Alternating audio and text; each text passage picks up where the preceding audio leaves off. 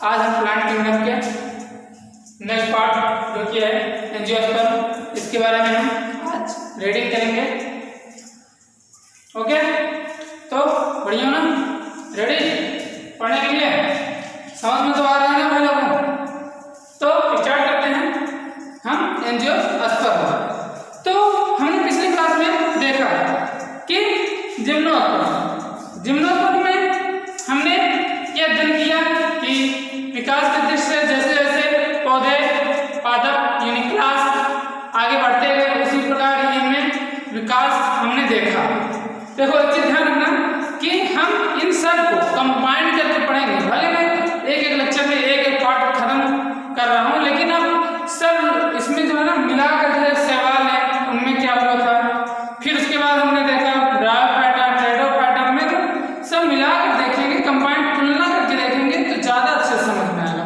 और एक सिंगल अगर हम पढ़ने का प्रयास करेंगे थोड़ा दिक्कत हो, तो इसलिए तुलना के रूप में इसको पढ़ना है। ओके, तो हमने जिम्नोस्पर्म क्या देखा? जिम्नोस्पर्म में बीज तो बन गए ना, बीज तो बन गए, लेकिन उनके ऊपर आवरण नहीं था। कौन सा आवरण? कि मतलब एक बीज के ऊपर जो एक बीजोल होता है, यानी कि मतलब एक बीजावरण होता है, उसकी सुरक्षा के लिए, उसकी मतलब लाइफ के लिए वो ऑप्शंस था, लाइफ थी किसमें?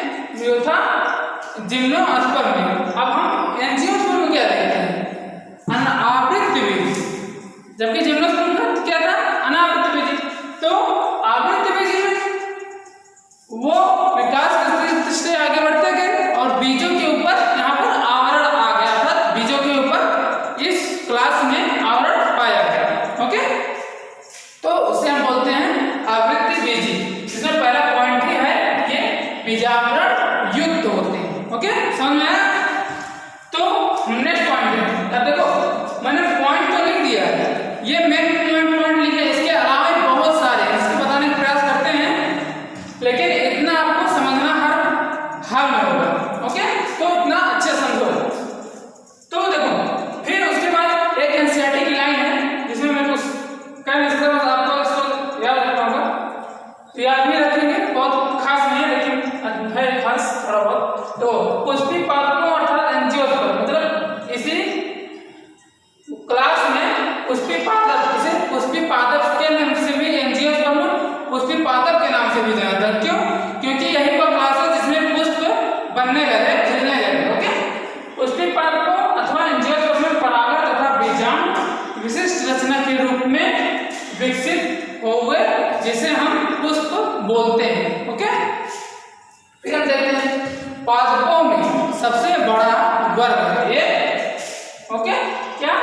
प्लांट किंगडम का ये सबसे बड़ा क्लास है। क्यों होते हैं ये सबसे बड़े क्लास? क्यों कहा है?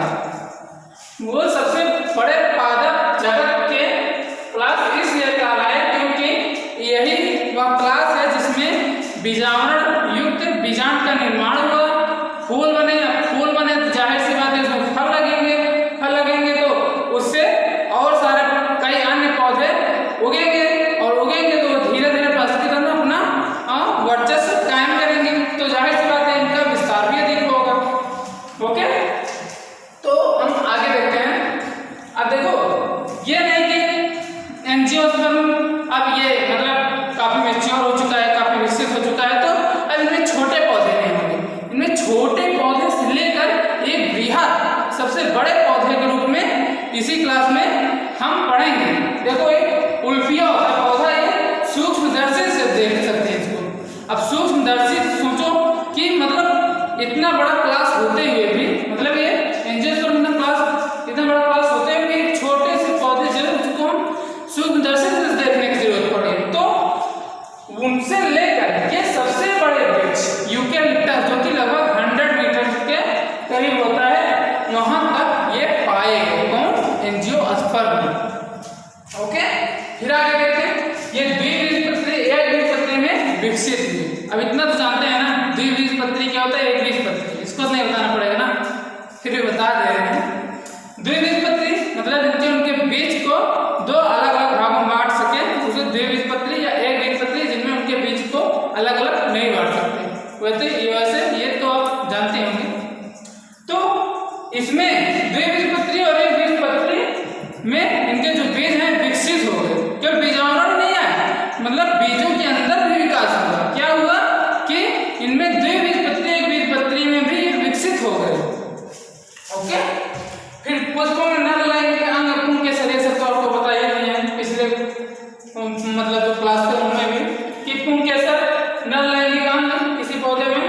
लघु बीजाणु पत्र इसको साथ नहीं बताते कि मतलब जो नर लैंगिक अंग पुंकेसर होता है उसे हम लघु बीजाणु पत्र बोलते हैं, तो मादा लैंगिक अंग जो होते हैं उसे मुख्यतः स्त्री केसर या स्त्रीधानी बोलते हैं ना, तो उसको हम गुर बीजाणु भी बोलते हैं। ओके, ये भी याद रखना।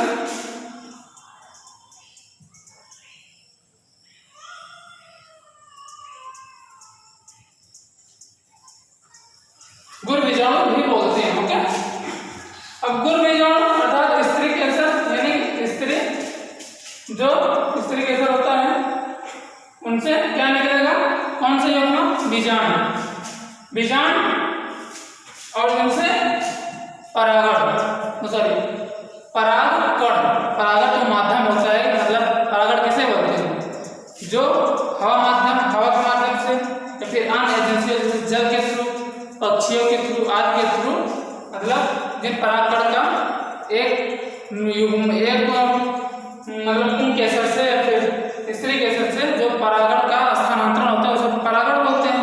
तो उसमें देखते हैं कि ये इनके नाम हो गए ना, और निषेचन कई माध्यम से करते हैं।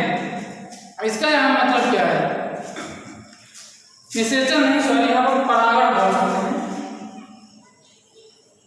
ओके, परागण कई माध्यम से। अब परागण ये हवा के थ्रू मेनली, जिम्नोस्पर्म हमने क्या बताया, जिम्नोस्पर्म में परागण मेनली उसमें हवा के थ्रू होता था, हवा के थ्रू होता था, किसमें, जिम्नोस्पर्म में, जबकि एंजियोस्पर्म में हवा के साथ साथ यानी वायु के साथ साथ अन्य एजेंसियों के माध्यम से भी ये परागण करते हैं। अर्थात जो नर युग्मक होते हैं ये हवा के द्वारा ही नहीं, ये अन्य माध्यमों, जल के थ्रू भी, पंछियों के थ्रू भी, आदि के थ्रू ये स्थानांतरित होते हैं। कौन, परागण, परागकण, जबकि परागकण टेढ़ा हमने क्या देखा कि उसमें जल के माध्यम से, जल पर डिपेंड रहते थे वो निषेचन करने के लिए ना, जबकि एक समय देखा परागण हवा के माध्यम से होने लगे। अब हवा के माध्यम से जो होने लगे तो एक जगह से स्थानांतरित हुए, उड़ते उड़ते दूसरे पौधे पर जाकर गिरे केसर पे, तो ये वहां पर ये क्रॉस किए, तो आज से देखते हैं, इसीलिए इनका विकास किससे को फैलाते गए। और देखो ये ऐसा पॉइंट है, ये सबसे इंपॉर्टेंट पॉइंट है, द्विनिषेचन एंजियोस्पर्म का अद्वितीय गुण, द्विनिषेचन एंजियोस्पर्म का अद्वितीय गुण है। अद्वितीय गुण कैसे है, वैसे तो आप इसको, इन सब को एक भ्रूण की बनावट, शायद आप प्लांट फिजियोलॉजी में पढ़ेंगे तो वहां पर आप बहुत अच्छे से समझेंगे। फिर भी हम आपको यहाँ द्विनिषेचन शब्द आया है, थोड़ा बहुत तो जानना आवश्यक है।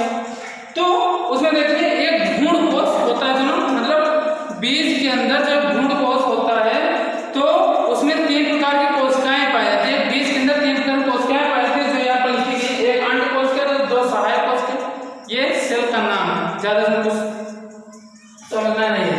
3 प्रतिक्रिया शांत कोशिकाएं और 2 ध्रुवीय कोशिकाएं, पोलर सेल। तो इसमें देखिए 3 प्रकार की सेल पाई जाएगी, किसमें, भ्रूण कोश में 3 कोशिका अंड समुच्चय पाई गई, मतलब से अंड समुच्चय के नाम से तीनों कोशिका को जानते हैं। ओके, तो भ्रूण कोश। अब द्विनिषेचन के बारे में जानते हैं। देखो कोई पौधा में नर युग्मक होंगे या फिर मादा युग्मक, तो नर युग्मक अर्थात परागकण, अर्थात पुंकेसर से निकला हुआ परागकण जब हवा के थ्रू या अन्य किसी के थ्रू स्त्री केसर के पार्ट पर जाएगा तो परागण होता है। तो अब देखो ये प्रोसेस इसकी क्या होती है, यहाँ से नर युग्मक निकला, ओके, अब ये स्त्री केसर के पार्ट अर्थात किस पार्ट पर जाएगी, ये वर्तिकाग्र पर जाएगा। वर्तिकाग्र एक फूल के, उसमें कई पार्ट होते हैं, वर्तिकाग्र होते हैं, वर्तिका होती है, परागनली होती है, परागकोश होते हैं, भ्रूण कोश होते हैं, बीजांड होते हैं, आदि कई पार्ट आते हैं। जबकि आप एक पुष्प की रचना जब समझेंगे ना, उसमें बहुत सारे आपको पार्ट मिलेंगे। बस आप इतना समझ लें कि मतलब जब नर युग्मक जाता है तो उसमें वर्तिकाग्र पर जाकर चिपक जाता है। ओके, वर्तिकाग्र से वहां पर वो अंकुरित होता है। अब वर्तिकाग्र किसका भाग है, वो स्त्री केसर का भाग है, स्त्री धानी का भाग है, तो वहां पर वो अंकुरित होता है तथा वो पराग नली बनाता है। पराग नली इसके थ्रू उसको अंदर जाना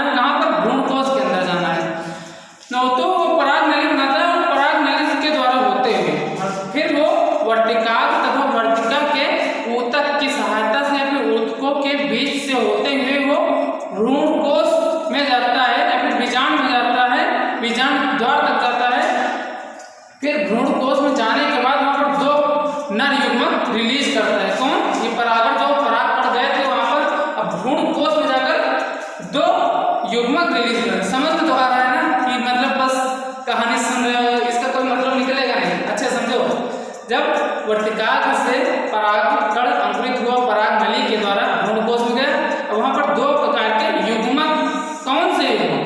नर युग्मक कहां पर जाए? मादा युग्मक के भ्रूणकोश में। ओके, तो वहां पर गए। अब वहां पर देखो एक स्टोरी की तरह समझो इसको तो अच्छा समझ में आएगा, कोई कथा नहीं चल रही है। ओके, तो ये गए भ्रूणकोश, मादा भ्रूणकोश के अंदर, तो वहां पर ये दो प्रकार के नर युग्मक रिलीज किए, वहां पर ओपन हुए भ्रूणकोश में, तो वहां पर दो प्रकार के नर युग्मक इन्होंने रिलीज किया। तो पहला नर युग्मक भ्रूणकोश के 3 कोश के बाद उसमें से अंडकोशिका के साथ संलयित हो गया। इसमें देखो पहला नर युग्मक अंडकोशिका के साथ संलयित होकर युग्मनज बना लिया। अब मैं युग्मनज के बारे में आपको बताएंगे, पहले दूसरा युग्मक के बारे में बता दें।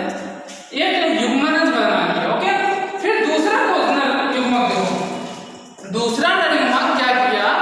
दूसरा नर युग्मक जो उसमें किसी बीज के अंदर होता है ना, तो उसमें द्विगुणित, वैसे मुख्यतः हमने अभी तक जीवनास्पद आवृत्ति देखे थे, तो यहाँ पर द्विगुणित द्वितीय केंद्र के साथ मिला और मिलकर वो त्रिगुणित प्राथमिक भ्रूणकोश बना लिया। अब ये एक अलग ही पार्ट, इससे कोई फल पत्ती का निर्माण नहीं होने वाला। फल पत्ती तो युग्मनज से निर्माण होगा ना। अब ये युग्मनज पहले नर युग्मक से मिला था, तो युग्मनज बनाया था। अब यही आगे चलकर ये क्या करेगा? ये आगे चलकर फल आदि का निर्माण करेगा। तो इसमें हमने क्या देखा कि मतलब दो नर युग्मक रिलीज हुए थे भ्रूणकोश में, इन्हीं सब वजह से इन्हें हम दोहरा निषेचन या द्विनिषेचन के नाम से हम इसे जानते हैं, जो कि काफी इंपॉर्टेंट है। बस वैसे कुछ इसमें आपको पूछेगा ही, इतनी जो हमने आपको सुनाया सब कुछ, तो बस इतना समझ लेना कि पूछ सकते हैं। मतलब आप कभी आगे एग्जाम में लिखने की है कि एंजियोस्पर्म के बारे में लिखो, तो आप मेन लिखेंगे, फालतू चीज तो लिखेंगे नहीं, तो ऐसे लिख देंगे तो द्विनिषेचन में आप लिखेंगे जरूर। ओके, अब यहाँ पर कभी कोई क्वेश्चन पूछ देता है मतलब द्विनिषेचन किसका मतलब एक अच्छा क्वालिटी या फिर गुण होता है, जिम्नोस्पर्म, एंजियोस्पर्म, टेरिडोफाइटा, तो हम क्या लगाएंगे? एंजियोस्पर्म। ओके, इतना समझ में आ गया ना? तो एक लेक्चर इस लेसन का और है, जो कि लास्ट लेक्चर होगा। ओके, उसमें ज्यादा कुछ है नहीं, बस एक तरह समझ लो कि इस चैप्टर का समाहित रूप ले लेंगे, और थोड़ा सा बचा है तो उसको मतलब जीवांचल के मतलब एंजियोस्पर्म, जिम्नोस्पर्म में ये गुणित अगुणित कैसे मतलब किसमें क्या होता है उसको बताएंगे। तो यहाँ तक तो आपको अच्छे समझ में आ गया ना? तो यहाँ तक अच्छे से अध्ययन करो, फिर आगे